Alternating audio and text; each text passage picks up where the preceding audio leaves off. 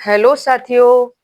तो आज की क्लास है हमारी करंट अफेयर्स, जो UPLT grade, GIC, GDC, DSSB, EMRS, UPSI विभिन्न परीक्षाओं में पूछे जाने वाले प्रश्न हैं।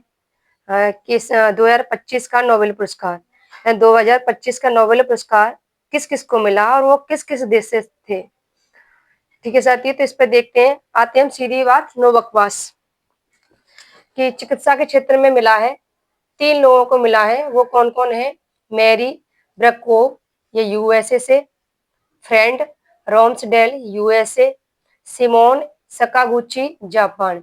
इन तीनों को मिला है और इन्होंने किस पे काम किया था? जो हमारा इम्यून सिस्टम है उस पर इन्होंने काम किया था। जो हमारा इम्यून सिस्टम है उस पर कार्य किया था। अब आते फिजिक्स में। फिजिक्स में किस किस को मिला है? John Clark USA, John Clark USA से, मिशेल डेवोरेट यूएसए और जॉन मार्टिनस यूएसए। तो साथियों, फिजिक्स में इन तीनों को मिला है। इन्होंने किस पे काम किया? क्वांटम टनलिंग शोध पर, क्वांटम टनलिंग शोध पर इन्होंने कार्य किया।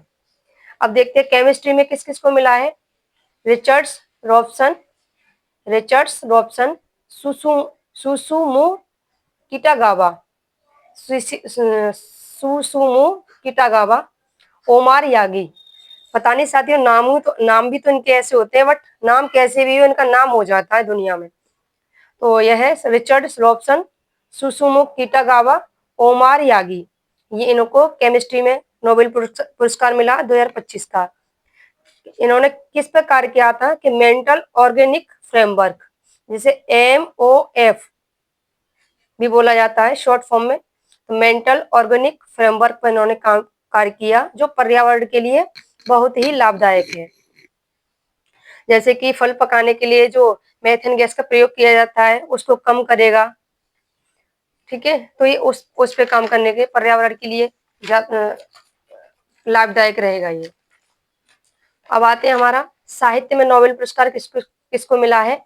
कि लास्लो। साथ ही नाम देखो, नाम पढ़ने में भी थोड़ा सा ऐसा लगता है कि हम पता नहीं क्या पढ़ रहे हैं। कि साहित्य में किसको मिला है? Laslo Crasta हारकाई, Laslo Crasta हारकाई, हारकाई। ये कहाँ के हैं? लेखक हंगरी के। इन्होंने क्या लिखा, मतलब ऐसा क्या लिखा है जो इनको साहित्य में नोबेल पुरस्कार मिला? कि इनकी लेखनी में जीवन की कठिनाइयां और अजीबोगरीब परिस्थितियों को गहराई से दिखाया गया है। इनकी लेखनी में जीवन की कठिनाइयों और अजीबोगरीब परिस्थितियों को गहराई से दिखाया गया है। इनका प्रसिद्ध उपन्यास था सातन टैंगो, सातन टैंगो।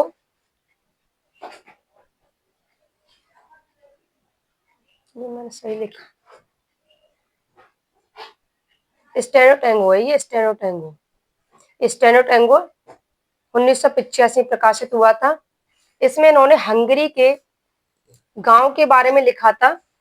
वहां पर किस किस परिस्थितियों में वहां के लोग रह रहे हैं, स्टेनो टैंगो में वो लिखा है, जो 1985 में प्रकाशित हुआ था।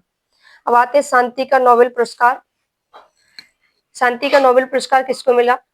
यानी 2025 में शांति का नोबेल पुरस्कार किसको मिला? साथियों, ये ज्यादा इंपॉर्टेंट होते हैं, साहित्य का और शांति का, इनको अधिकतर पूछा जाता है। तो शांति का नोबेल पुरस्कार किसको मिला है? कि Maria Corina Machado, Maria Corina Machado. ये कहाँ की है? वेनेजुएला, वेनेजुएला की हैं। इन्होंने क्या काम किया है? कि मारिया ने अपने देश में यानी वेनेजुएला में लोकतंत्र और मानवाधिकारों के लिए शांतिपूर्ण जन आंदोलन किया है। यानी मारिया अपने देश में लोकतंत्र और मानवाधिकारों के लिए जानी जाती हैं, जिन्होंने शांतिपूर्ण जन आंदोलन किया है।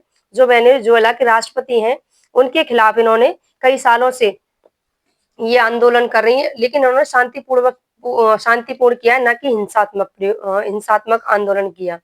तो इसीलिए ये शांति का पुरस्कार इनको मिलता है। तो साथियों, आप बताना कैसे कैसे लगी आपको ये जानकारी। और सबको पता है और हम सब भी जानते हैं कि नोबेल पुरस्कार हर परीक्षा में एक न एक प्रश्न इससे आता ही है। तो मैंने करंट में इनको लिया है। आशा करती हूँ आपको समझ में आया होगा और शायद अच्छा भी लगा हो। अच्छा लगे लाइक शेयर कमेंट करें, और फेसबुक पे मुझे देख रहे हैं तो फॉलो करें, यूट्यूब पे देख रहे हैं मुझे सब्सक्राइब करें। धन्यवाद।